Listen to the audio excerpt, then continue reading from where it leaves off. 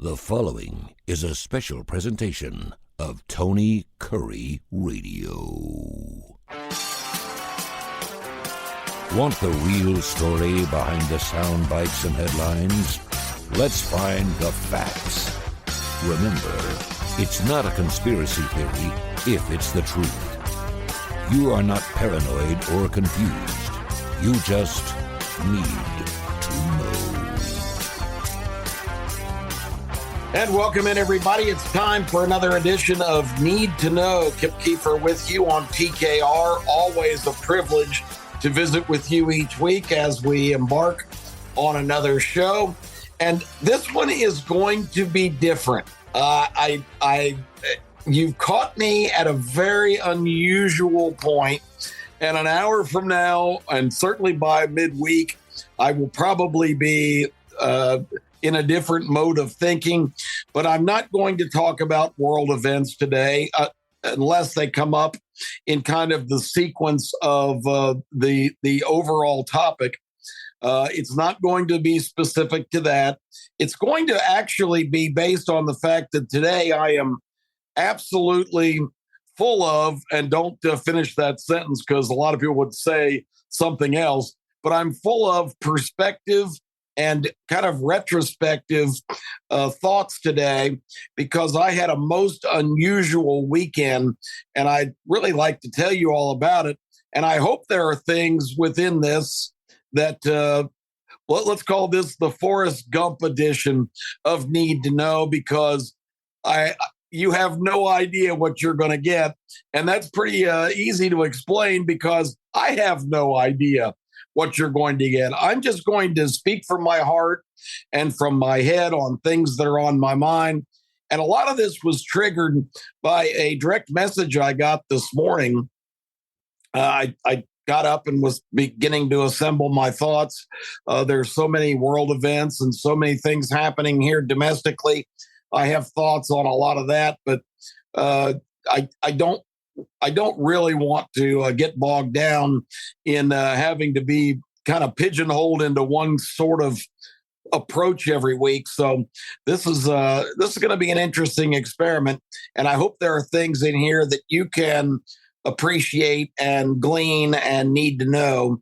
And so let's just get rolling. The message I got this morning was from a young man, a peer of the bride and groom, because this weekend I mentioned a bride and groom. I was asked way back in March by my nephew, Nicholas, who has been my youngest son, Clay's lifelong best friend. So he's more than just a nephew that I casually see. I watched this kid grow up pretty much all his life. And you could say that in many, many ways, he has been a third son to me. I've talked enough about my other two sons, my real sons, Case and Clay. Case, the sports editor of the Las Vegas Sun out in Nevada, and is off to a tremendous start in his young life with an unbelievable life partner, Tracy, who is one of the major event coordinators in Las Vegas. And they are the glamour power couple out there. They've got a new child, 3-year-old King, my grandson. So that doesn't give you some perspective. What else will?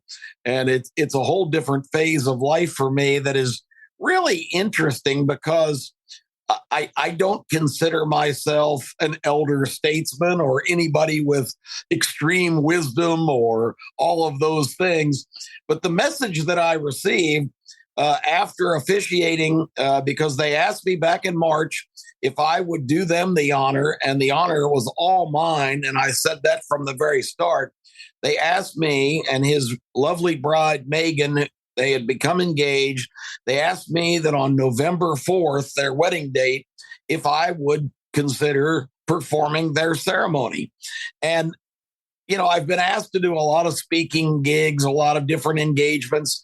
This is not a great thing for my resume, but I'm proud of the work I did, because for people to ask me to do this is really meaningful. But I've done by my count, about a dozen, maybe even 13 or 14 eulogies.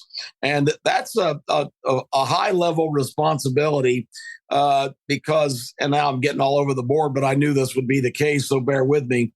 Uh, I know all of you have been to funerals and final services for the departed, loved ones, friends, family members.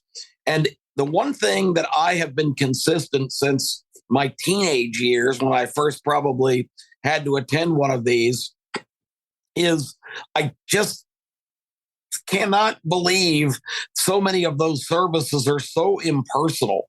The remarks are made by people that didn't even know the departed, and they base their comments on "I've been told" and "I'm sure that." That it's like, let's get this over with so we can get on to the buffet. And it really has always bothered me. And I guess I expressed that enough and established enough public speaking abilities that people started to ask me as I got into my 20s and became a little more polished and eloquent, if I would make the final remarks, do the eulogies at their departed's funeral. And I was really popular there for a while because I just did a whole string of them. People would hear me at a service, and I painstakingly, and it was all people that I knew or knew of. And I really took the time and made a concerted effort to really honor and highlight the portions of the lives these people led, and make sure that everybody had the proper frame of mind on who we had lost and all they had contributed. And it was really culminated by my wife's, Kathy at the time, younger sister, who was born with Down syndrome, Holly, only 20 years old, but just a miraculous individual, probably the most inspiring person I ever met. When she was born in the mid 60s, her parents, Kathy's parents, my in-laws, who both have passed now, Carol and Janine Blair, were both advised, and she was the sixth child that they had, but born with Down syndrome. They were advised to institutionalize her and let her be cared for by professionals. Well, that's not how that family was built. They brought her home. They treated her like all the rest of their kids. They demanded a lot of her, but they showered her with love and attention and constant effort. And it was one of the most inspiring things I've ever seen. At the age of 18, attending Holly's high school graduation, it was absolutely a phenomenal experience to see how far she had come when she was basically given up for a hopeless case at birth. The family's effort, all of them, the parents, her 5 siblings, they transformed Holly into the most loving, accomplished, determined individual you've ever met. She actually won Special Olympic international gold medals in 2 different events. She first won in gymnastics as about a 15-year-old, and then trained painstakingly for the next International Special Olympics as a figure skater and won a gold medal at that event.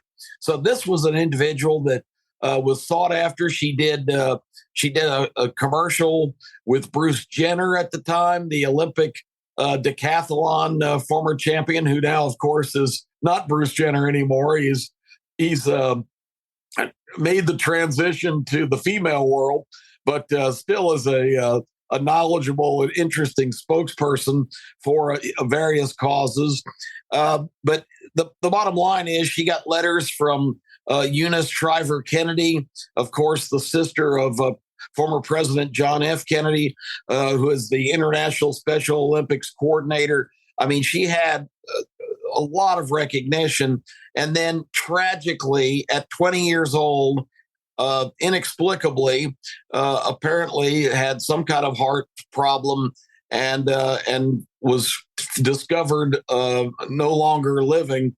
And the emotional toll that took on everyone was indescribable. But I was asked to deliver her eulogy at this massive mass in the cathedral downtown in Memphis. The crowd was overflow. They had speakers even outside. I mean, literally thousands of people were there.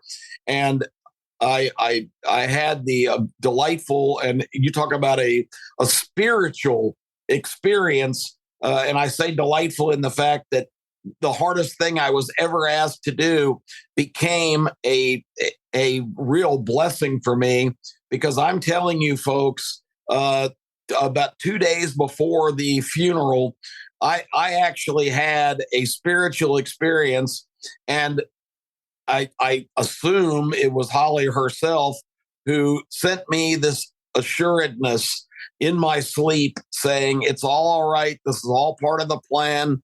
I was needed elsewhere. And, here's what I'd like you to tell all of my family and friends that I love so much. And I got up about 5 o'clock in the morning after that experience. I sat down. I wrote out my remarks pretty much exactly as if she was moving the pen herself. And it was a assignment from the heavens, really, to do that. And I stood before the crowd. I was not nervous. I was not distracted. I was there to perform a necessary message from beyond. And if this sounds bizarre to people, or if you don't believe it, it's fine. I know it could be a product of my own internal conflict and strife at that time of what am I going to say and how am I going to do this. But it was an experience that I'll never forget. And one of the priests came over, and there were so many people touched by her passing. There were like 7 different priests conducting this massive ceremony. And the guy came over and said, that was just beautifully done. And I told him about my experience. And he said, well, a lot of us have experienced that. That's heavenly providence. You were directed on what to say, and given the demeanor and the calm and the effectiveness to be able to do that. And I've carried that with me ever since. Now, that was a long rambling to kind of get us back to the present day. I had never been asked to perform a wedding ceremony before. I don't have any religious certification. I'm certainly not a holy man. I am highly spiritual, but I'm not really a practicing every Sunday church-going individual. But I have a strong faith.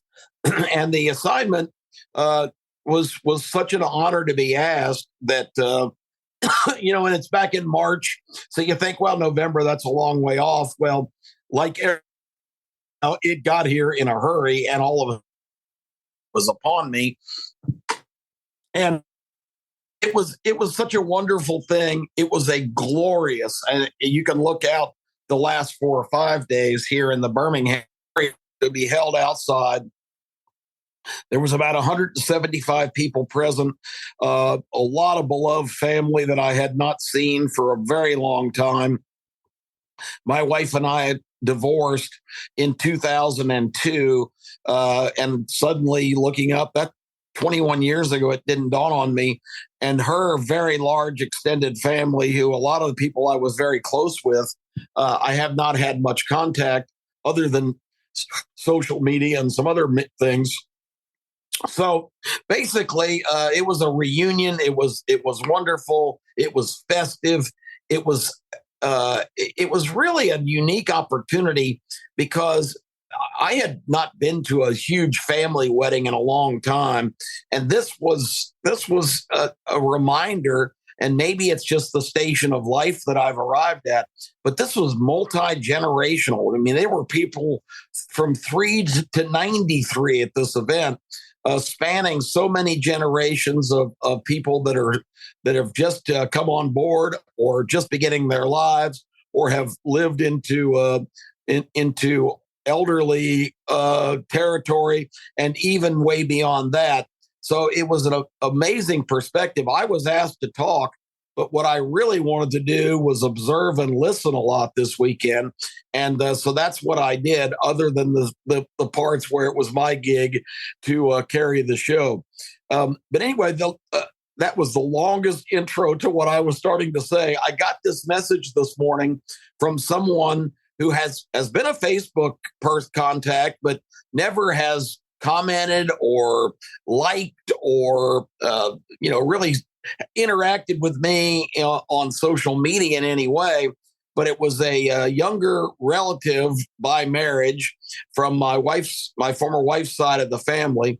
And let me just add, my ex-wife, who's remarried to a wonderful guy named Gary, and they were house guests of ours this weekend. My wife and I, at this point, 21 years after our divorce, which is an inexplicable set of circumstances. You can read about it in my book, What Does George Clooney Have That I Ain't Got?, which is on sale now on Amazon, by the way. Just a little side plug. But I wrote an autobiography back in 2014 and had a fun time doing it. But Kathy and I are on great friend ground now, and we know that we got together and created two miraculous human beings that are just doing great things and are fantastic young men. And that joint accomplishment of ours completely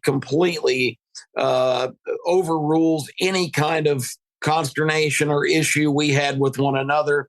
And it's really the biggest regret of my life that we didn't fight through that and stay together. But she's doing very well, and our relationship couldn't be better.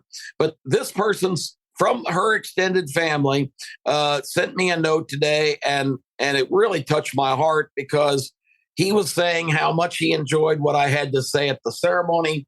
He went on to talk about always reading things that I write and listening to some of my shows. And I've been blessed with the opportunity to work with amazing people like Tony Kurre and Terre Quillian and all the folks in radio and television that I'm able to interact with, and have an opportunity to have this kind of stage with great people like you listening now to express my views and talk about things.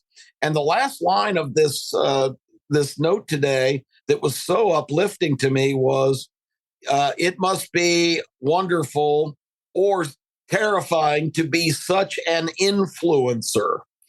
And, I've heard the term influencer. I never really have digested it or thought about it. Kip Keefer is an influencer.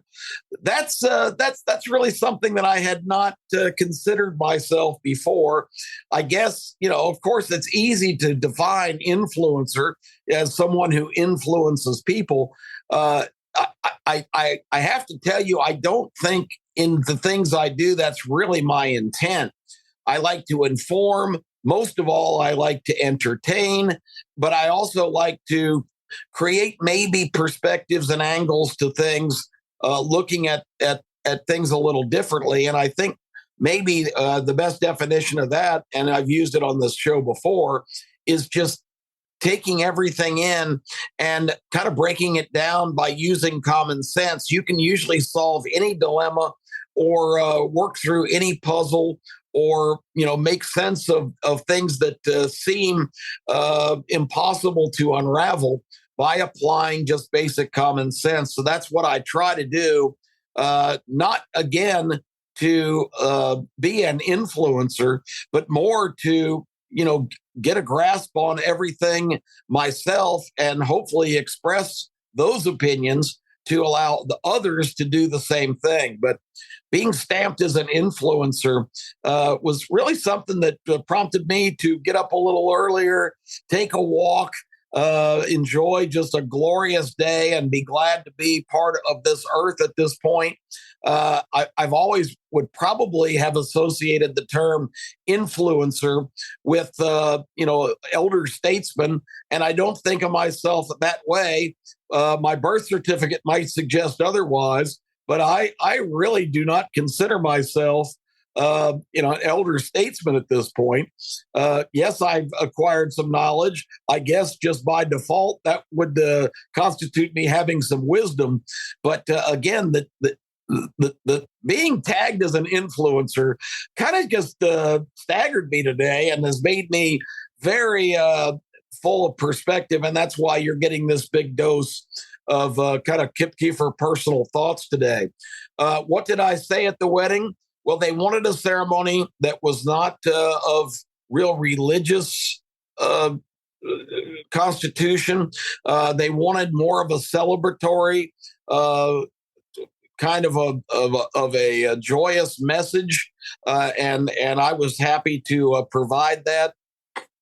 I talked about the unbelievably glorious day for such a perfect day for a perfect union between two extraordinary young people.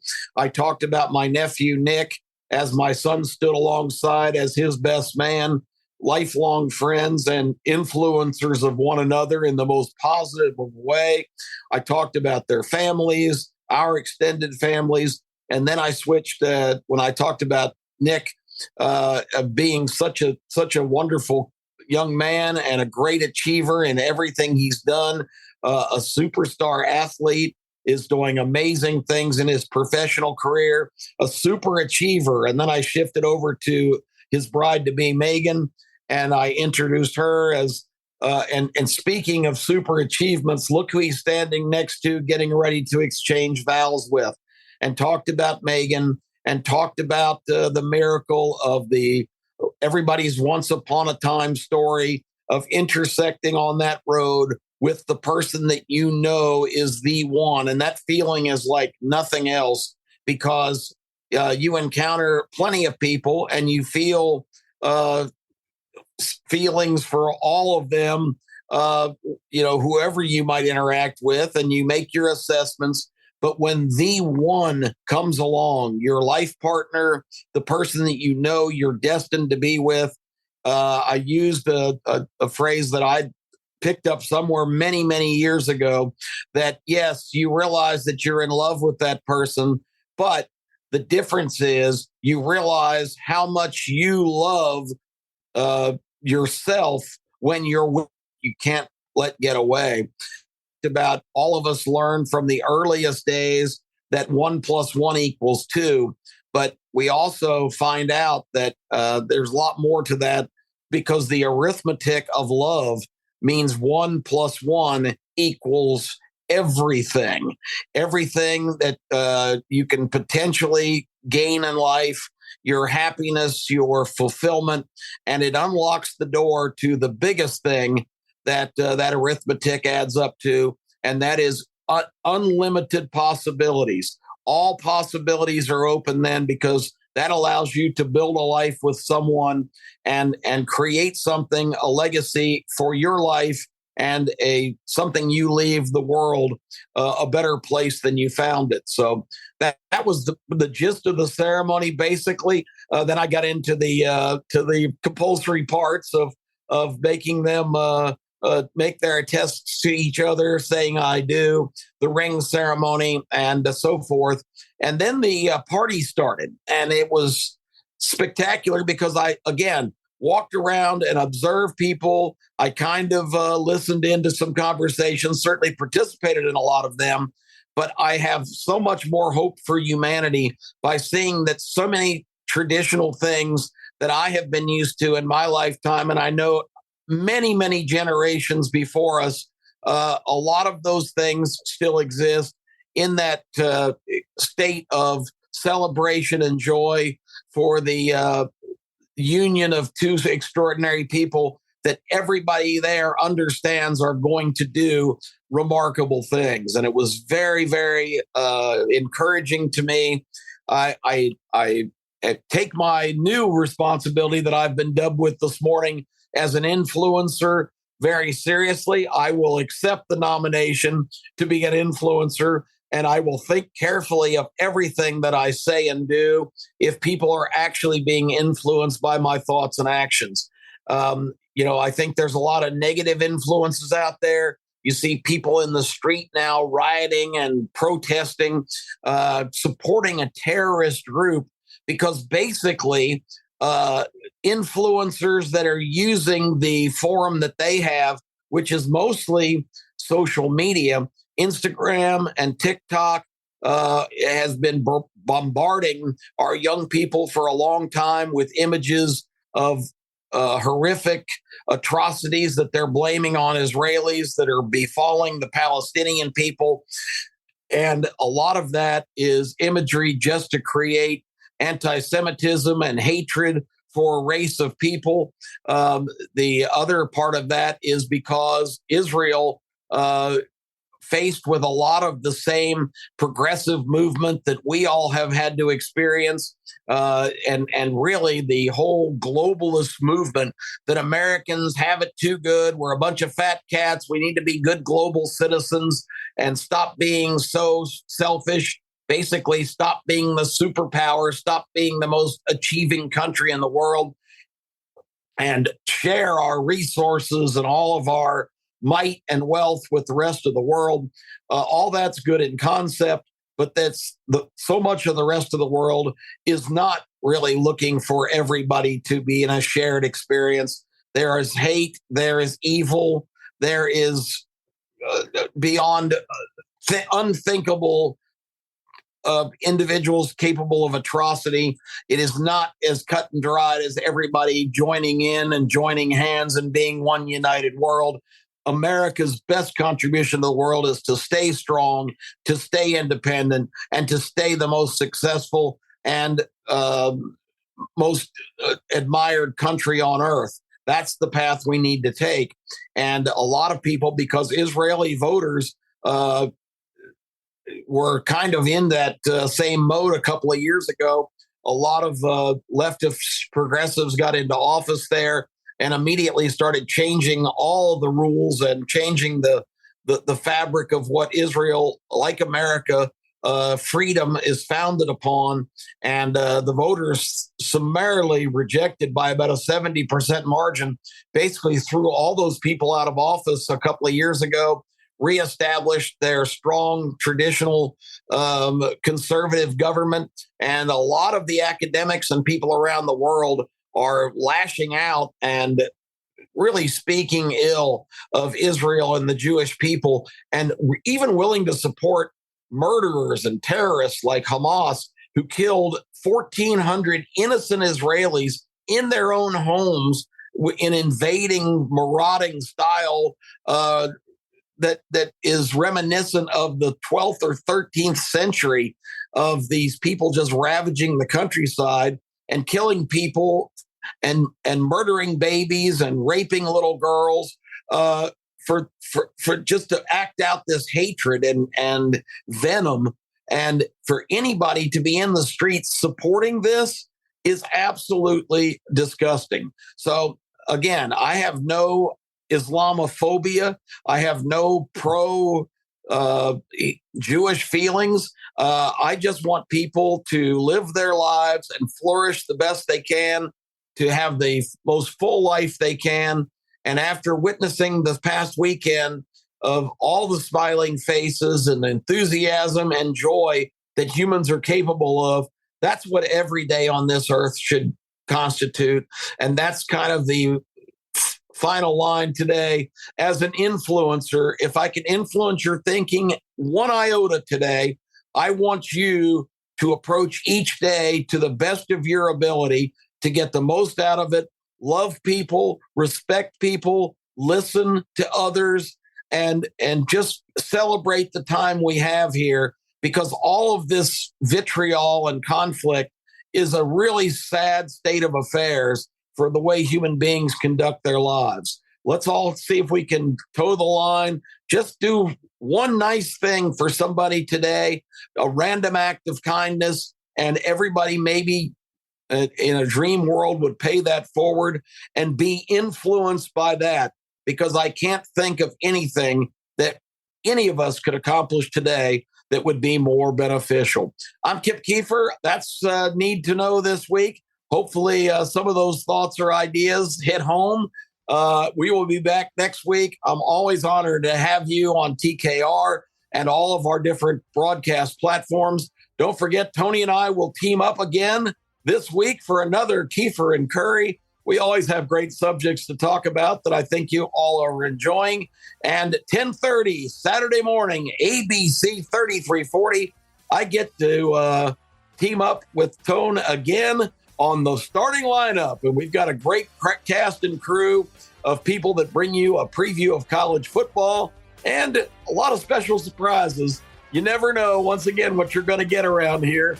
I'm Kip Keefer. Have a wonderful, blessed, glorious week. Kip Keefer, your influencer.